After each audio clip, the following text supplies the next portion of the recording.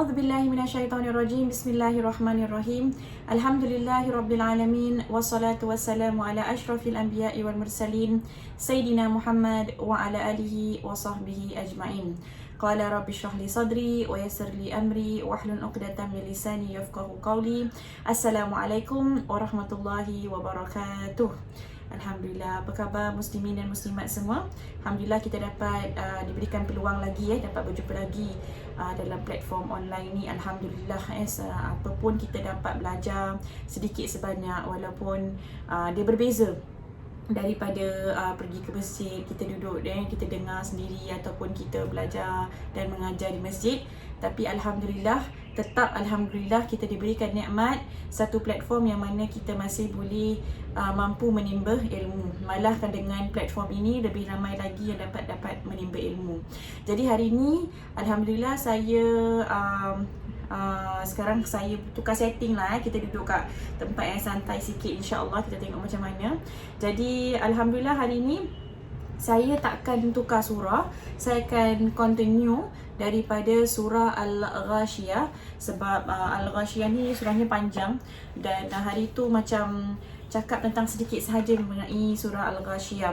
Jadi Al-Ghashiyah ni hal ataka hadithul Ghashiyah, kita dah cakap Al-Ghashiyah ni adalah satu nama hari kiamat yang maksudnya yang menyelubungi. Jadi pada hari kiamat kita akan rasa diselubungi. Subhanallah, satu sifat yang diberikan kepada hari kiamat. Jadi dan ayat kedua sampai ayat ketujuh Allah tunjuk mengenai ada dua golongan di sini. Ayat 2 sampai ayat ke-7 Allah terangkan mengenai orang-orang yang mana dia mukanya terhina. Mukanya adalah muka orang yang takut, muka orang yang mana dia telah usaha di dunia, tapi apabila dia tiba di akhirat, dia dapati yang usahanya di dunia itu sia-sia sahaja. Subhanallah. Lepas tu Allah terangkan orang-orang yang macam gini, Allah sediakan untuk mereka neraka. Allah terangkan neraka ini memasuki, maksudnya wujuh yauma idzin khashi'ah, beberapa muka di hari itu terhina, amilatun nasibah, iaitu bekerja berpenat lelah, tasla naran hamiyah, mereka memasuki neraka yang sangat panas, tusqa min ainin aniyah, mereka diberi minum dari mata air yang amat panas. Jadi mereka haus, kerana kepanasan itu mereka haus, tetapi mereka terpaksa minum air yang mana diceritakan air yang di dalam neraka ini adalah seperti timah yang panas, lead ataupun yang dah molten lead yang panas sekali, yang mana walaupun kita tak nak minum, terpaksa minum sebab terlalu haus. Minum yang mana air ni akan memecahkan usus-usus kita. Subhanallah, na'udzubillah lah. Buat kita doa yang kita tidak termasuk dalam golongan-golongan orang yang dalam neraka. Tapi orang yang dalam neraka ini, usus-usus mereka akan dipecahkan, subhanallah, oleh apa yang mereka minum dan apa yang mereka makan. Laisa lahum ta'amun illa min dari', tiada bagi mereka makanan melainkan dari kayu yang berduri. Lapar sangat nak makan, tapi apa yang mereka terpaksa makan adalah kayu yang berduri, yang mana kalau telan itu akan mengoyak-ngoyakkan dan merobek-robekkan ususnya. Subhanallah. Tak dapat kita bayangkan kita makan ikan, kena tulang aja satu je dah sakitnya macam mana. Subhanallah. Rasa macam nak tercekik, rasa macam tak boleh, macam dah tak tahu cari air, kita dah macam kelang kabut semacam, dah panik semacam. Bayangkan kalau kita subhanallah, bayangkan keadaan dalam neraka itu. Tak sanggup kita nak lalui dalam neraka itu makanan dan minumannya sahaja. Belum lagi penderaan psikologisnya, belum lagi penderaan secara fizikalnya. Subhanallah. Makan dan minum sahaja kita lihat, subhanallah, cukup untuk kita rasa tak nak. Kalau awak nak pergi satu tempat tu, tanya kan restoran tu, makanan dia sedap tak? Makanan tak sedap lah. Makanan tak sedap, saya pun tak nak pergi. Sebab apa? Makanan dia tak sedap, betul tak? Makanan kalau sedap kita nak pergi. Jadi sesuatu tempat yang mana kita tahu neraka tu tempatnya, makanannya kita tak ada nikmat langsung. Tak ada nikmat langsung. Allah dah sebut tentang neraka yang mana tidak ada nikmat langsung. Allah sebut tentang golongan yang kedua yang mana muka mereka penuh dengan nikmat. Wujuh yauma idzin na'imah. beberapa muka dia penuh nikmat, penuh berseri-seri, subhanallah. Lisa'iha radiyah, dia mereka gembira dengan usaha mereka. Jadi mereka juga berusaha dalam dunia, tapi usaha mereka diterima di akhirat, subhanallah. Dua golongan yang kita dah ceritakan, yang mana kita akan bersusah payah, nak buat maksiat susah, nak buat taat, buat ibadah pun susah, kita nak buat apa pun susah. Tapi sebaiknya kita kita niatkan untuk dapat pahala di akhirat, supaya kita punya apa yang kita buat tu tidak sia-sia sahaja. Fi jannatin aliyah, mereka dalam syurga yang tinggi. La tasma'u fiha laghiyah, mereka tidak mendengar cakap kosong di dalamnya. Fiha ainun jariyah, di dalamnya ada mata air yang mengalir. Subhanallah, Allah memberikan satu gambaran macam mana nikmat syurga itu, ada mata air yang mengalir. Fiha sururum marfu'ah, ada katil-katil yang tinggi yang terapung. Subhanallah. Bayangkan, tak dapat bayangkan lah. Tapi kalau kita nak bayangkan macam mana tu bayang terapung-apung. Wa akwabu mawdu'ah, ada bejana-bejana yang terletak. Awak nak apa, order sahaja, datang aja makanan tu dekat kita. Lepas tu kita kat recliner chair. Subhanallah, Allahumma ja'alna minhum. Semoga kita semua dapat menikmati nikmat-nikmat dalam syurga ni. Subhanallah. Wa namariku masfufah, dan bantal-bantal yang tersusun. Jadi sesuatu gambaran yang mana nikmat syurga ni, Masya Allah. Jadi Allah berikan kita a gist of it dekat dalam dunia ni. Kita dapat tahulah okey, nikmatnya macam mana. Allah kasih kita tilam empuk, kasih bantal empuk, kasih comfortable, kasih kita tengok pergi resort, pergi tengok macam waterfall. Jadi inilah nikmat, antara nikmat yang Allah berikan di dunia. Tapi nanti di akhirat nikmat ni cuma, dia bukan macam dunia, dia lebih hebat daripada dunia. Jadi kita tak dapat terbayangkan. Allah ciptakan otak kita, Allah ciptakan minda kita. Seorang manusia tidak dapat bayangkan macam mana nikmat syurga tu. Subhanallah, subhanallah. Wa zarabiyu mabthutha, dan hamparan permaidani yang terkembang. Subhanallah. Jadi nikmat-nikmat dalam syurga. Lepas tu Allah suruh kita fikir, afala yanzuruna ilal ibli kaifa khuliqat, tidakkah mereka melihat kepada unta bagaimana ia dijadikan. Kita cakap pasal unta di sini dalam Quran. Kita tengok Allah cakap pasal kuda perang, wal adiyati dhabha fal muriyati qadha, kan Allah cakap tentang kuda perang, unta. Binatang-binatang ni, ada binatang kita nampak dia hina, kita tengok dia hina sebab kita buat dia seperti hamba kita. Betul tak? Keldai, kuda, unta, sepertinya kita yang tuannya dia adalah hamba dan dia dengar kita. Tapi kalau kita tengok keldai, unta, kita tengok kalau kuda perang, wal adiyati dhabha, mereka dengar pada Allah Subhanahu Wa Taala. Mereka adalah hamba-hamba Allah yang mana mereka taat pada Allah Subhanahu Wa Taala. Jadi di sini Allah mengajar kita, mereka sendiri yang animal ni, haiwan-haiwan yang engkau memperhambakan, yang manusia memperhambakan ini, kita anggap mereka macam remeh, kita anggap mereka seperti mereka lah lebih, kita lah manusia, mereka sendiri taat pada Allah Subhanahu Wa Taala. Apa lagi kita? Tapi kita pula tak nak taat pada Allah. Haiwan taat pada Allah, tapi kita yang mempersendakan haiwan tu, kita yang tak taat pada Allah Subhanallah. Wa ila sama'i kaifa rufi'at, sedangkan pada langit bagaimana ia ditinggikan. Tengok pada langit. Ini yang saya nak cakap pasal langit, jibal, gunung, dan juga tentang bumi. Di sini saya teringat sebuah hadis Rasulullah sallallahu alaihi wasallam. Rasulullah sallallahu alaihi wasallam ketika itu apa yang terjadi adalah Ibnu Umar, sahabat Rasulullah sallallahu alaihi wasallam, atau sahabat-sahabat Rasulullah sallallahu alaihi wasallam, mereka merindui pada Rasulullah sallallahu alaihi wasallam setelah Rasulullah sallallahu alaihi wasallam wafat. Jadi mereka datang ke Sayyidatina Aisyah radhiyallahu anha, iaitu isterinya Rasulullah sallallahu alaihi wasallam. Mereka tanya pada Aisyah radhiyallahu anha, ada tak sesuatu perkara yang pelik atau perkara yang mungkin luar biasa, ceritakanlah kepada kita mengenai Rasulullah SAW. Kami rindu pada Rasul, kami nak tahu satu peristiwa tentang Rasulullah SAW. Dan ibu kita Sayyidatina Aisyah radhiyallahu anha, dia kata semua perkara Rasulullah SAW buat semuanya amazing, semuanya Masya Allah, semuanya luar biasa. Tapi pada satu malam, satu ketika, subhanallah, kalau apa yang terjadi pada malam hari itu mungkin kita semua tak tahu, cuma isteri Rasulullah SAW yang tahu, kan. Jadi Sayyidatina Aisyah radhiyallahu anha, dia beritahu, satu hari tu kita sedang tidur terdekat atas katil. Rasulullah SAW datang dekat dengan saya, minta izin. boleh tak aku diri untuk solat? Subhanallah. Minta izin untuk solat, minta izin untuk menerima wahyu. Dia adalah seorang rasul. Tak perlu sebenarnya nak minta izin pada isterinya. Dan isteri dia, kalau kita tengok Aisyah radhiyallahu anha, adalah seorang yang amat muda, mungkin 50 tahun berbeza umur dengan Rasulullah SAW, hampir 50 tahun. Jadi kita tengok, tapi Rasulullah SAW menghormati, tahu yang seorang isteri itu ada hak terhadap suaminya, minta izin, boleh tak aku solat? Subhanallah. Dan Rasulullah SAW, Aisyah memberikan izin untuk dia solat, dan Rasulullah SAW dan berdiri untuk solat, ambil wuduk dan solat. Dan ketika itu Rasulullah SAW menangis, dan Rasulullah SAW rukuk menangis, Rasulullah SAW sujud menangis, sampaikan tempat sujud Rasulullah SAW tu dia air, ada tangisan Rasulullah SAW tu dah banyak sampai Rasulullah SAW sujud di sana. Subhanallah. Jadi sampai masuk waktu fajar, masuk waktu subuh, azan dah berkumandang, Rasulullah SAW masih dalam keadaan sujud. Jadi Bilal bin Rabah tengah tertanya mana Rasulullah SAW, belum keluar-keluar lagi. Jadi bila datang pada Rasulullah SAW, nampak Rasulullah SAW sedang menangis, kata, ya Rasulullah, apa yang buat kau menangis? Allah dah maafkanmu apa dosa-dosa yang kamu telah buat dan dosa-dosa yang kamu akan buat. Apa dosa yang dah terlampau dan dosa yang akan ada.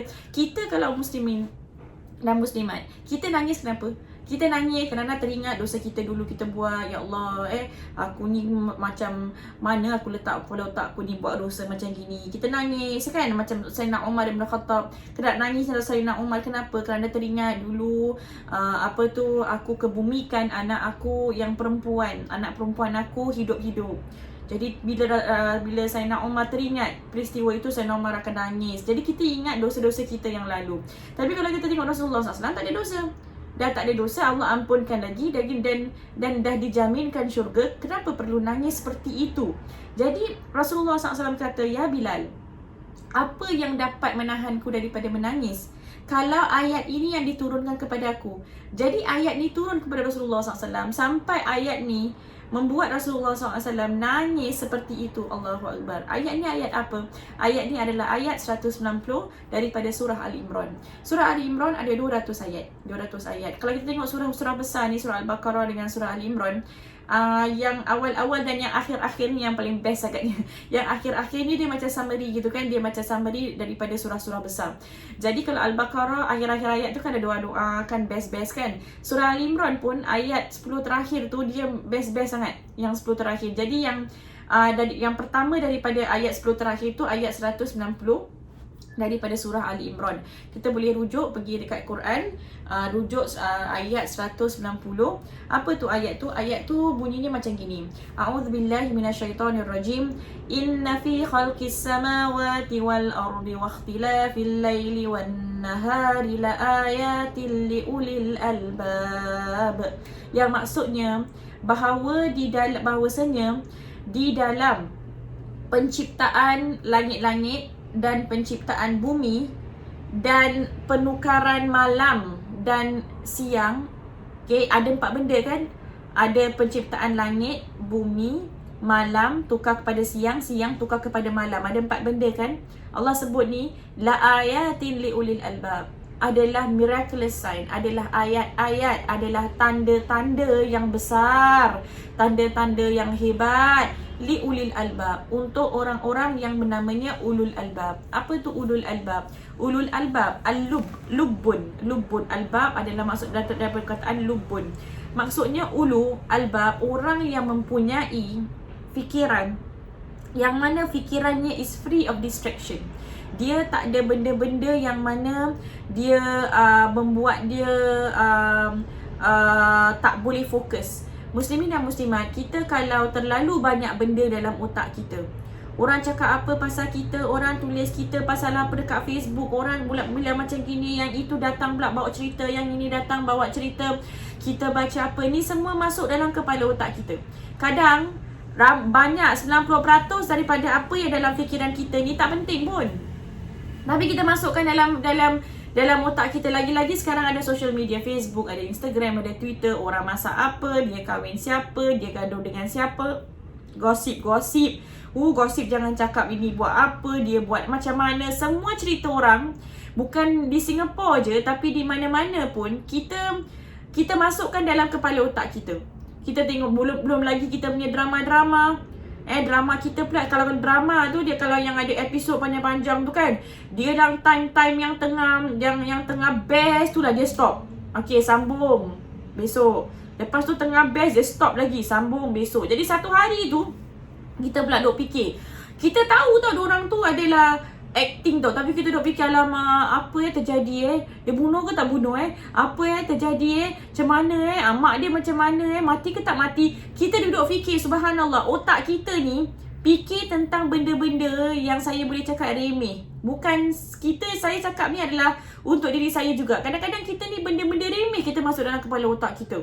Subhanallah, benda-benda betul remeh. Kalau dah banyak sangat dah banyak sangat benda remeh, benda besar kita tak nampak lagi. Benda besar tak nampak. Seperti diibaratkan, macam seperti cakap Ustaz Norman Alihan, kata dia punya guru bilang dia, seperti orang yang makan banyak makanan coklat, gula-gula, makan junk food, makan benda-benda yang tak berkhasiat, tak sihat. Alih-alih dia makan sayur satu je, brokoli satu, ataupun dia makan carrot satu. Saya makan sayur macam budak-budak kan. Yang budak-budak, can I eat sweet? Sweet dia banyak, candy dia banyak, tapi dia makan brokoli satu. Dia ingat ke brokoli satu tu hebat lah, berkhasiat lah, sihat lah untuk dia. Padahal tak berkhasiat. Dia kalau kita nak makan sayur, kena lazimkan makan sayur, makan buah. Dia sepatutnya setiap meal tu, setiap makanan tu ada benda yang berkhasiat. Tak boleh kita makan junk food, makan yang benda-benda yang tak berkhasiat. Ada satu je benda berkhasiat. Benda berkhasiat tu dia tidak membawa impak kepada badan kita, tidak membawa impak kepada jasad kita. Kenapa? Sebab dia sikit. Begitu juga kalau kita dalam kepala otak kita, dalam fikiran kita, kita letakkan benda-benda yang tak penting ni, kita nak fikir tentang Allah Subhanahu Wa Taala pun tak boleh masuk. Dia fikiran dia tak boleh, dia macam tu cluttered. Fikiran kita ni dia tak fikir tentang benda-benda yang lebih penting. Jadi kita kena ajar fikiran kita, ajar minda kita, benda yang tak penting kena tepis keluar. Kita in control. Kita boleh kontrol apa yang dalam minda kita. Ramai orang dia fikir dia tak boleh kontrol. Dia kata, aku tak boleh lah, saya ingat. Awak boleh kontrol. Awak kena kontrol apa yang masuk dalam kepala otak awak. Sekarang aku masuk, dia cakap aku macam gini lah. Kita kena tepis keluar. Benda tu kalau kita ingat-ingatkan boleh bawa kepada stres. Boleh kita rasa macam kita pakai baju katakan. Lepas tu kita nampak orang ni lihat kita dekat MRT, kita sangka pula agaknya dia ingatkan aku buruk, agaknya baju aku ni kan tak ikut trend, agaknya kita cakap macam gitu kan. Kita rasa macam stres tau, akan bawa kepada stres. Jadi ulul albab adalah orang yang mana otaknya dia subhanallah, dia boleh fikir benda yang lebih tinggi. Dia kata dia ulul albab ni adalah satu fikiran, orang-orang yang fikirannya yang mana dia dah buat satu, dia dah determine tau, dia dah berazam, saya tak nak fikir tentang benda-benda yang kecil ini. Benda ni kalau kecil, dia tak bawakan manfaat pada diri saya tak nak. Saya tak nak spend energi saya buang current je kan, buang energi, buang tenaga, fikirkan benda-benda yang remeh. Saya nak fikirkan benda-benda yang lebih tinggi. Iaitu apa tu lebih tinggi? Tentang penciptaan saya, tentang kehidupan saya, tentang kematian saya, tentang saya dengan Allah Subhanahu Wa Taala, tentang apa bekalan saya nanti saya mati, tentang nanti saya akan ke syurga ke neraka, cukup tak bekalan saya. Itu adalah benda-benda yang lebih penting. Itu saya cukup tak, saya dah siap tak untuk sakaratul maut. Ini adalah benda-benda yang lebih penting. Kalau kita fikirkan benda-benda lebih penting, benda-benda yang kecil-kecil ni kita tak ingat lagi. Nak gaduh dengan suami. Pasal apa? Pasal suami tak message, ataupun suami tak belikan makanan kegemaran kita. Nak gaduh senang, nak gaduh. Tapi kita fikir benda tu benda remeh. Fikirkan benda yang lebih besar. Orang yang fikirkan lebih besar, dia kata benda ni benda remeh. Buat apa aku nak waste energy, nak merajuk, nak menangis, nak bergaduh, buang current, buang masa dan buang tenaga kita. Benar-benar buang tenaga kita. Ulul albab. Dan untuk ulul albab ini Allah kata inna fi khalqis samawati wal ard wa ikhtilafil laili wan nahar. 4 benda ni cukup untuk orang yang mana dia nak fikir untuk benda yang betul-betul besar, benda-benda yang lebih penting. 4 perkara ni cukup. Dia tengok langit. Kita tengok langit, kita ingat Allah tak? Ingat Allah. Kita tak tengok langit, ingat hujan ke tak hujan, nak angkat kain baju ke tak. Kita ingat Allah SWT. Hujan turun, ingat Allah. Panas, ingat Allah. Kalau ada kita pergi tempat yang mana ada salju, kita ingat Allah. Kita apa-apa kita tengok langit tu, kita ingat Allah. Tengok burung aja, burung di langit, subhanallah. Di luar rumah saya ni banyak burung. Burung hornbill lah, burung macam-macam burung ada. Ada pokok buah kan. Jadi burung ni, kalau kita tengok burung ni dia terbang kat langit. Burung tu dia turun je, kita ingat Allah Subhanahu Wa Taala. Subhanallah. Jadi langit ni diingatkan kita dengan Allah. Penciptaan langit akan ingatkan kita dengan Allah Subhanahu Wa Taala. Kita tahu sini je. Akhir kita tak tahu apa dekat atas tu. Kita tak tahu bumi tu, lautan tu. Kita tengok lautan, muslimin dan muslimat. Kita tengok lautan. Lautan tu kita tahu, ada kapal, kita nampak orang berenang, kita nampak itu. Itu je kita tahu. Kita tak tahu bawah lautan tu, dalam dia punya dalam, kita tak tahu apa dalamnya. Baru-baru ni pesawat Sriwijaya terhempas kan, jatuh. Kita tak nampak, walaupun 20-25 feet kat bawah tu, 60 meter kat bawah tu, kita tak tahu, tak nampak orang kena dive. Begitu juga kita mengingatkan diri kita. Apabila kita lihat langit, apabila kita lihat bumi, apabila kita lihat lautan, kita ingatkan diri kita. Kita tak tahu semua benda. Kita nampak apa yang kita nampak tu, kita tahu. Allah nampak lebih, Allah tahu lebih, Allahu a'lam. Sesuatu terjadi pada kita, kita tak nampak kenapa dia terjadi, apa hikmahnya, sebab kita tak nampak. Kita penglihatan kita, pengamatan kita cetek. Ada kapasiti dia limited. Allah punya tak limited. Subhanallah. Jadi kita lihat langit, kita teringat Allah. Ada masalah, keluar muslimin dan muslimat, kalau ada masalah keluar, tengok langit, tengok bumi, tengok lautan. InsyaAllah akan selesai. Masalahnya akan selesai. Kenapa akan selesai? Sebab kita tengok, Allah yang ciptakan, Allah yang jaga matahari. Matahari tu kecil Matahari kita tengok besar kan? Besar, subhanallah. One of the star yang kita nampak yang besar kan? Tahu tak, matahari tu kecil kalau kita nak bandingkan dengan star-star yang ada lain dekat universe, yang mana saintis dah dapati ada star yang lebih hebat, besar dia, lagi-lagi besar daripada sun, daripada matahari tu. Siapa yang jaga? Allah jaga. Berapa bilion jenis Allah jaga supaya semuanya tak terhempas. Allah jaga langit. Wa ila sama'i kaifa rufi'at, tengok kepada langit macam mana Allah jaga. Jadi ni semua membuat kita ingat pada Allah Subhanahu Wa Taala. Ingat, waqtilafil laili wan nahar, penukaran pagi-pagi subuh, kita tengok subuh, kalau malam tengah pukul 7 tu kan keluar tengok. Kan masa tu kita dianjurkan banyak membaca zikir kan. Sebab apa? Sebab kita tengok kat langit, kita tengok ya Allah Subhanallah. Allah mampu membuat sesuatu yang langit tu dia gelap jadi terang. Allah mampu, tak ada orang lain mampu. Allah mampu time maghrib, kita tengok time maghrib, Allah mampu membuat langit yang terang menjadi gelap. Siapa yang mampu? Tak siapa yang mampu, Allah saja mampu. Jadi itu membawa kita, ya Allah, kalau Allah mampu buat itu, Al-Falaq, qul a'udzu bil falaq kan, Allah yang mampu, yang mana pagi-pagi subuh tu Allah daripada kegelapan tu Allah boleh koyakkan kegelapan tu, dan daripada sana terpancarlah satu sinaran. Begitu juga kita tengok tu, kita teringat diri kita macam mana gelap ke diri kita, macam mana gelap masalah kita, kita rasa macam kemurungan. Allah SWT kata Allah mampu mengoyakkan kegelapan tu dan memberikan satu sinaran kepada hidup kita, memberikan satu solusi kepada masalah kita. Di sini Allah memberikan kita satu harapan. Subhanallah. Very beautiful. Waqtilafil laili wan nahar. Lepas tu kalau ayat 191 kita tengok, alladzina yadhkurunallaha qiyaman wa qu'udan wa 'ala junubihim. Orang-orang yang mana dia zikir kepada Allah bila dia berdiri, dia duduk, dan 'ala junubihim, dia ketika dia berbaring. Dan kalau kita tengok subhanallah, orang yang yadhkurun zikir, datang dari perkataan zikir.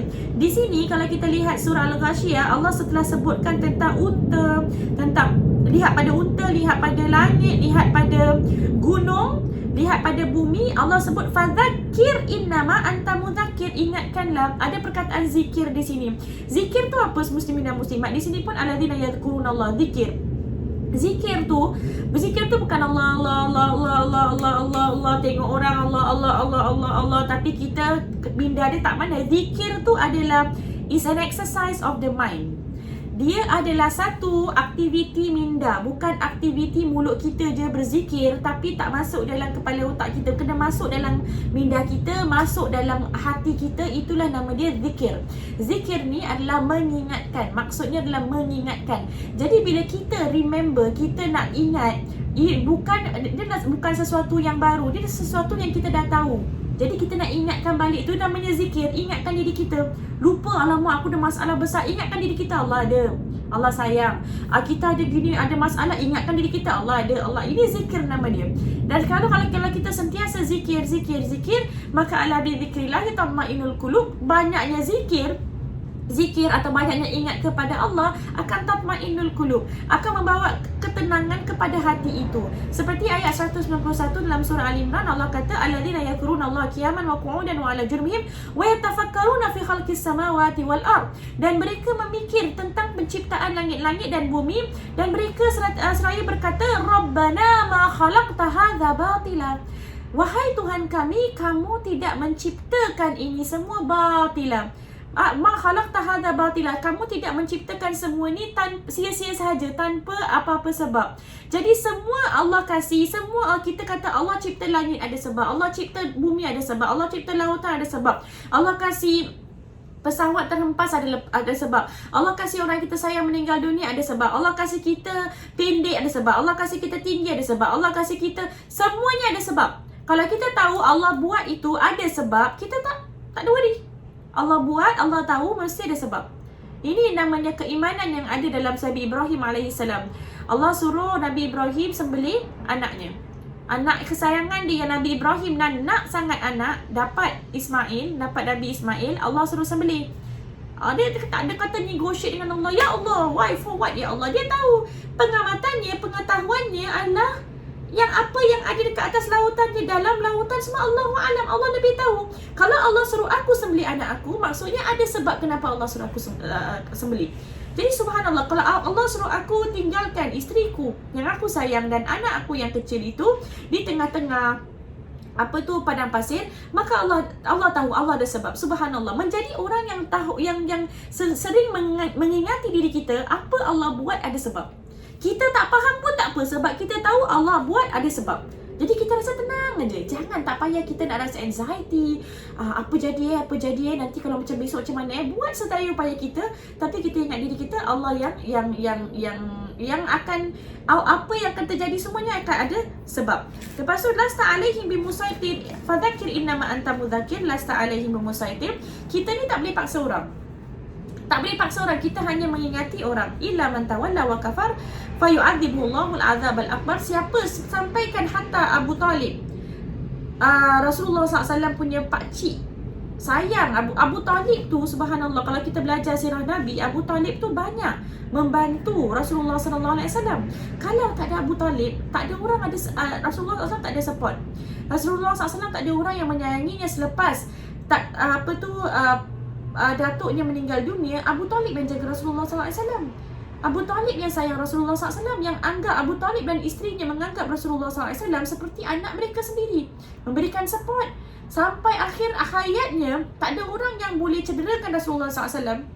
Kenapa? Sebab Abu Talib dia menjaga, dia jadi chief of the tribe. Dia tak ada orang boleh buat apa-apa pada Rasulullah SAW. Tapi kalau kita tengok sampai akhir hayatnya pun, Rasulullah SAW tidak dapat merubahkan ataupun membuat Abu Talib menjadi seorang Muslim. Jadi bukan, it's not in our control. Kita ingatkan sahaja. Nanti Allah, kalau kita dah ingatkan, mereka tak nak buat itu, terserah dia. Inna ilaina iyabahum. Sesungguhnya kami akan kembali kepada Allah. Betul tak? Thumma inna alaina hisabahum. Dan mereka akan kembali pada Allah, kita pun akan kembali pada Allah, dan Allah akan menghitung apa amalan kita. Jadi apa yang kita buat Allah nampak. Di sini the message that we get is focus on our effort. Awal-awal surah ni Allah sebut tentang usaha. Ada orang usaha tapi usahanya dia penat, dia bawa dia ke neraka. Ada orang usaha tapi usahanya bawa ke syurga, dia lega. Kita usaha, kita nak bawa ke syurga. Dan usaha kita ni kadang-kadang kita nak ajak orang masuk Islam, kita nak ajak orang lebih dekat daripada Islam. Tapi kerana usaha kita ni dia membuat orang lebih jauh daripada Islam. Subhanallah. Boleh jadi usaha kita ni sebenarnya tak berbaloi dan kita membuat orang lebih benci daripada Islam. Benci kepada Islam sebab kita. Jadi usaha kita ni sebenarnya tak membawa kita kepada syurga. Jadi kita kena tanya diri kita. Kadang-kadang kita ni be less judgmental juga. Kita tengok orang pakai tattoo, kita bilang oh dia ni masuk neraka punya. Kita tengok orang yang mungkin pakai seksi-seksi, kita bilang dia masuk neraka punya. Tak bercakap macam itu. Tahu tak muslimin dan muslimat, orang-orang yang mana dia memberikan saya impak dalam atau memberikan saya inspirasi dalam kehidupan saya, dia bukan orang-orang yang alim. Ya, orang alim memberikan kita inspirasi itu biasa. Tapi orang-orang yang saya ingat adalah satu lelaki ni, dia masuk dalam masjid. Dia ada penuh tattoo tangan dia. Dia angkat air mineral water satu masjid dekat Singapura. Saya tengah tunggu ceramah, saya nampak dia angkat tu. Dia bertungku lumus tau, angkat air tu. Saya subhanallah, dia dengan tattoo dia. Pasti kalau orang lihat dia, orang lihat tattoo dia. Betul tak? Pasti. Tapi dia dengan senyumannya, angkat air, angkat apa, saya jadi admire dengan dia. Saya jadi subhanallah. Dengan tattoo tu orang yang bertattoo tangannya, dia angkat tangan dia berdoa pada Allah. Tattoo tu membuat dia humble. Tattoo tu membuat dia sedar yang dia adalah hamba Allah. Dia nangis. Allah terima dia subhanallah. Daripada kita, tangan kita tak ada tattoo, kita ingat kita ni mana ada dosa besar kan. Kita rasa macam angget gitu kan, rasa macam tak ada rasa rendah diri pada Allah SWT. Subhanallah, mereka lagi hebat daripada kita. Mereka lebih hebat daripada kita. Jadi kita tak boleh judge. Dan kita buat sedaya upaya, kita usaha sahaja untuk ini semua ni kita segala struggle. Saya, muslimin, muslimat, setiap daripada kita tak tahu kita pergi syurga atau tidak. Kita tak ada confirmation kita pergi syurga atau kita dah, kalau siapa-siapa yang ada confirmation, ada pergi syurga, silakan. Okey, awak pergi syurga. Tapi kita tak ada confirmation. Tak ada confirmation. Bila kita tak ada confirmation, setiap daripada kita tengah struggle. Setiap daripada kita nak menjadi seorang muslimah atau muslimin lebih baik daripada semalam. Kita semuanya sedang berusaha. Kita tak tahu. Orang dermawan macam mana pun, orang yang syahid dalam jalan Allah orang yang hafal Quran, hatta orang yang hafal Quran, orang yang mengajar Al-Quran, tiga-tiga golongan ni adalah awal-awal yang Allah hisab dan Allah tak terima tiga-tiga mereka. Allah campakkan mereka ke dalam neraka. Kerana apa? Kerana sebab mereka adalah mereka nak show off. Sebab mereka nak tunjukkan kepada orang, mereka nak orang puji mereka. Jadi kita tak tahu. Subhanallah, ni dalam hadis sahih mengatakan tiga-tiga golongan ni ada di antara mereka yang buat untuk show off, Allah tak terima. Kalau buat kerana Allah, maka Allah terima. Subhanallah. Semoga Allah membimbing kita, semoga Allah memberikan kita, membuka hati kita supaya kita dapat memikir benda-benda yang lebih penting. Supaya kita tak jadi orang yang stres, yang cepat stres. Kita jadi orang yang mana kita dapat fikirkan benda-benda apa kita lihat, kita dapat kaitkan dengan Allah Subhanahu Wa Taala. InsyaAllah semoga Allah memberikan kita hidayah dan memberikan kita lebih dekat pada Allah Subhanahu Wa Taala, insya-Allah. Okey, di sini sahaja untuk kuliah malam ini. Insya-Allah kita jumpa pada minggu hadapan. InsyaAllah kita akhiri dengan tasbih al-kafarah dengan surah Al-Asr. Bismillahirrahmanirrahim. Subhanakallah bihamdik, asyhadu an la ilaha illa anta, astaghfiruka wa atubu ilaik. Bismillahirrahmanirrahim. Wal 'asr, innal insana lafi khusr illa alladhina amanu wa 'amilus solihat wa tawassaw bil haqqi wa tawassaw bis sabr. Terima kasih muslimat. Assalamualaikum warahmatullahi wabarakatuh.